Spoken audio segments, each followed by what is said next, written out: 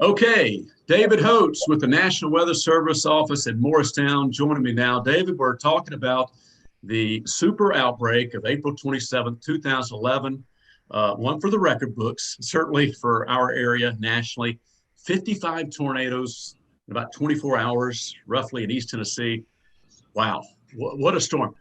Have you ever seen anything like this in East Tennessee before? Nothing like this. This is a historical event. Only thing that even came close to this type of outbreak was back in the 70s, in the super outbreak, but nothing close to this type of event. Wow. Yeah, that didn't think we would really ever see April 1974 surpassed, but lo and behold, what, 40 years or so roughly later, here we go, right? Yep.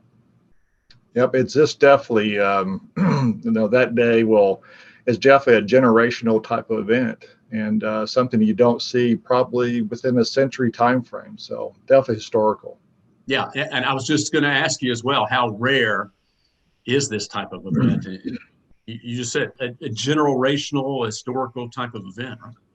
Yeah, definitely. This is the type of event that that you'll pretty much tell your grandkids about. I mean, it's one of those things that you saw in your lifetime. They might not see something like that in their lifetime. I mean, it's something that having those many tornadoes in a short period of time does not happen around here very often. No, absolutely, and I hope we don't see again for a long period of time. You're exactly right. David, tell me about, before we get into some of the particulars and the dynamics and the atmosphere and the setup this day, and there was two different waves, seemed like that occurred that April 27th, 2011. Let's talk about what were you feeling before the event and after the event? Talk about your emotions and what you were seeing. Yeah. Well, like, just kind of put things in perspective. You know, I have 4 children, a wife, and they were home during this entire event. So they were living through this just as well as everybody else was. And so, yes, when it comes to perspective of me personally, I definitely felt this during the day. Even though you're working with computer systems, you're putting out warnings, but it affects people's lives. And that's what really matters. And not just lives that, for the public and everybody else, but also your family life. Your family is affected by this event. That's a great point. We're, as meteorologists, covering the storms, serious in nature. We want everybody to be in their safe place, be out of harm's way. And we have our own families that sometimes a lot of folks in the back of all of our minds, we're hoping that they're taken care of. I know a lot of times we're sending out a text while we're sometimes even on air, trying to make sure everybody's good and taken care of. Looking back at this event, now that we know, of course, it's been 10 years, just incredible amount of tornadoes. What are some of the things that stick out to you the most, particularly about this event?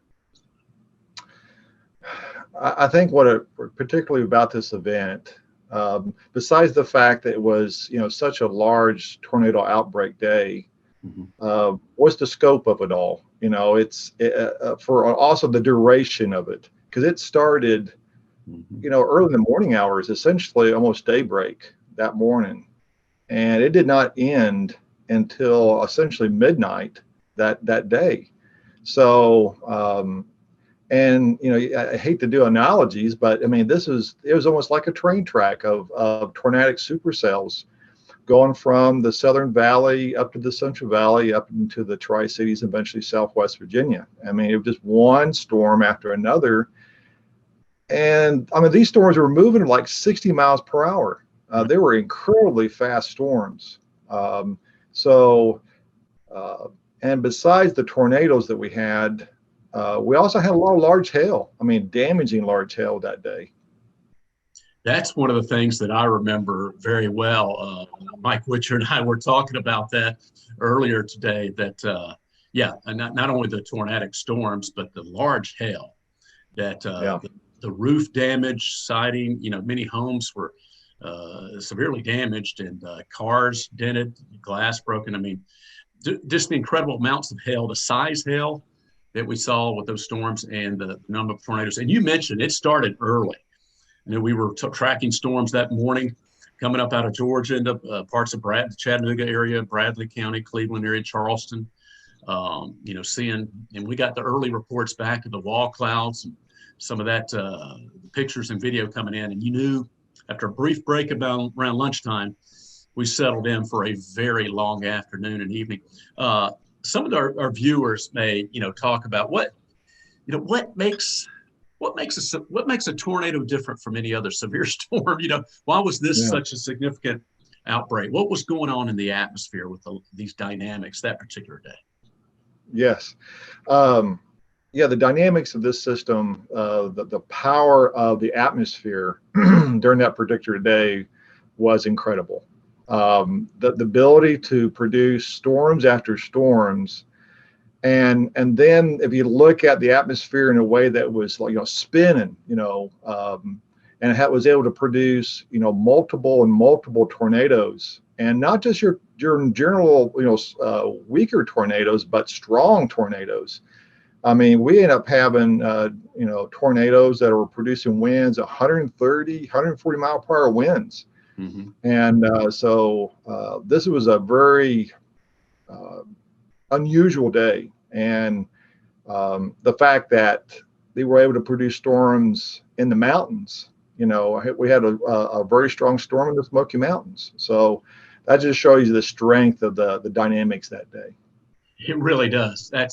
I tell you, we were up in the Smokies the following year. I was doing our Friends Across the Mountains telethon.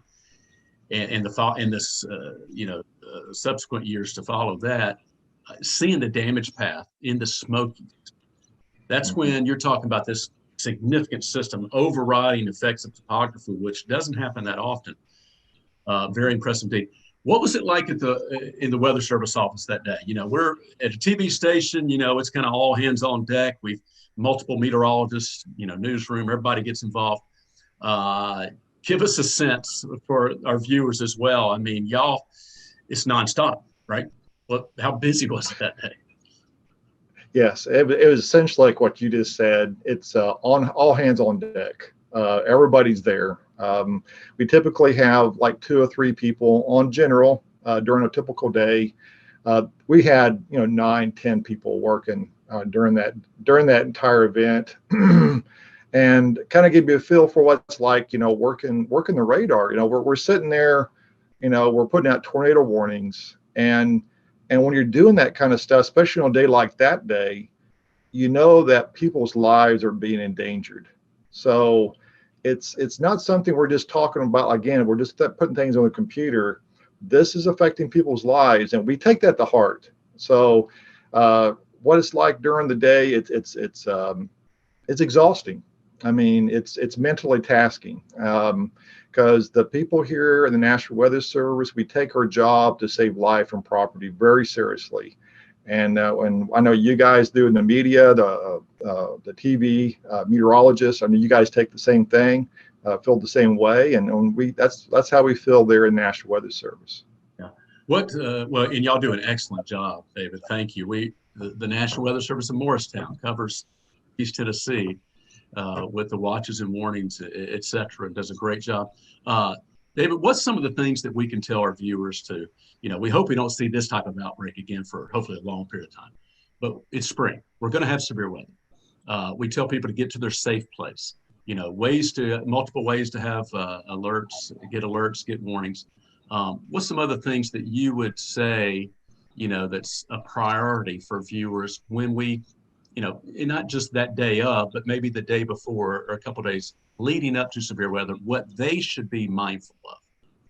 Sure. The first thing to do is have a plan. Like you said, one of these days, maybe not to the extent of April 27th, but we will have another tornado outbreak to a certain degree across our area, just a matter of time. And, they just had several tornadoes up there in Northern Plateau just a week or so ago. So it's going to happen again. So the key thing initially is have a plan. Do you have a place in your house that you can go to be safe? And make sure all your family members know of that location. As you go into the day, one thing you want to do is stay aware. Stay aware of your weather forecast. There's a lot of multiple ways, like you said, you can do that. You have the NOAA weather radio, you have TV meteorologists, you have the weather, the different TV stations, radios that can get that information to you. Social media is a great way to get the information. So there's a lot of different ways to stay weather aware of what's going on. Yeah. And then, if it's going to be a big day, make certain you have all your family members knowing what they're going to do if something happens that day. Yeah, very good. That's very good advice. And we all have these phones, our computers, essentially, right, with us all the time. And so making sure you have those multiple ways to get that alert information. Well, David, I appreciate your time. We do appreciate you and all the folks at the National Weather Service in Morristown for keeping us safe and informed. And we'll hope for a safe and smooth rest of our spring weather season. Yeah. Well, thank you.